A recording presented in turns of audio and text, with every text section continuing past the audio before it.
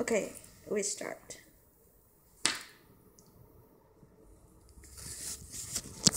Okay, thank you. Breast cancer is one of the most important health issue which affects globally. According to American Cancer Society, breast cancer is a malignant cancer that starts in the cell of the breast. It is the most common cancer that diagnosed in women in North America, and it's the second cause of death from cancer in women. Breast cancer is also most common and has the most mortality rate in women worldwide. Breast cancer is also a disease in human cell that normally divides and multiply orderly, but once it's mutated and develop and continue to accumulate, and that becomes a true cancer itself, which also called malignant.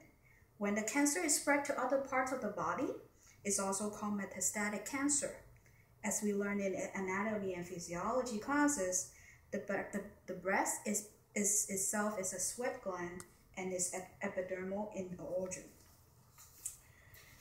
Today I will talk about the overview of breast cancer and the method for treating in breast cancer. It will include the etiology and the risk factor, the statistic and type of breast cancer, the signs and symptoms of breast cancer, and the screening of diagnosis, the pathology, and the upcoming treatment for breast cancer. Once a patient is diagnosed with breast cancer, and there will be a lot of different kind of doctors that involved, and one of them will be surgical oncology, radiation oncology, and also medical oncologists. The approach will be to reduction. The treatment plan itself is to have breast cancer to decrease the mortality rate.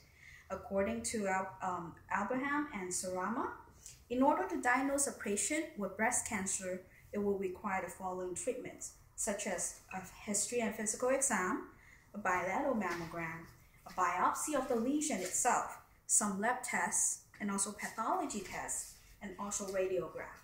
The MRI and PET scan is to see whether there's any metastatic disease elsewhere in the body. The risk of breast cancer will increase as we age. According to Austro, incidence of breast cancer in Caucasian is the highest at the age of 50 to 55, post-menopause and dropping after the age of 70.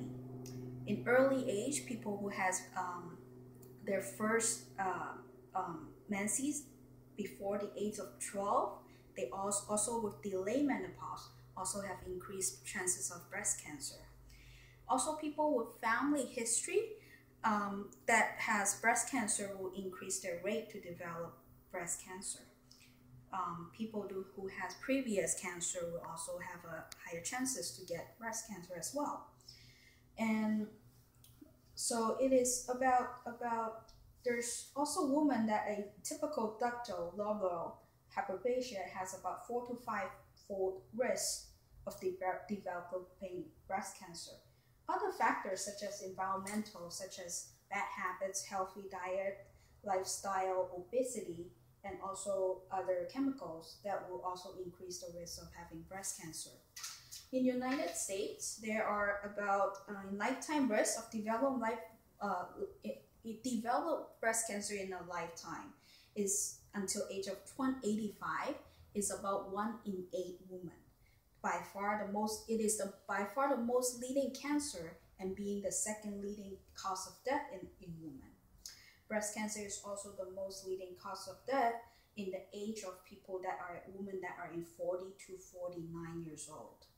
So breast cancer derived from epithelial cells, and that lines the thermal tract and lobular unit, and there are 2 types of classification in breast cancer. One is non-invasive and one is invasive cancer. Cancer cells that remain within the breast, the basement membrane of the thermal duct, terminal duct or lobular, and draining ducts, and classified as a 2, and it's also known as the non-invasive, meaning they haven't spread anywhere else outside of the breast. Once they are spread, there's cancer cells elsewhere, such as lymph nodes, such as into the adjacent tissue or other parts of the body, then it will become an invasive cancer.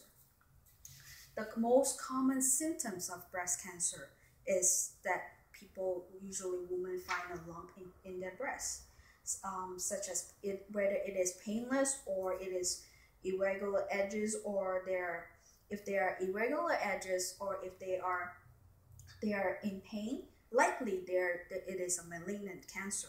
On the other hand, if the cancer is relatively soft, tender, smooth edges, it most likely it likely to be a benign tumor. However, for Paget's disease, Austro mentioned that it presently as a dermatology problem, and it has bleeding problem, but it sometimes has been misleaded, diagnosed to be a dermatology treatment or disease, but actually it is a breast cancer. So it is important to have a proper screening for breast cancer. So there are varieties of imaging studies that will identify whether a patient has breast cancer, who are suspicious for breast cancer. Mammogram screening, which is the most traditional way to diagnose for breast cancer, to at least to find out whether there's abnormal about the breast. And also, ultrasound is now very common to see whether there's other signs of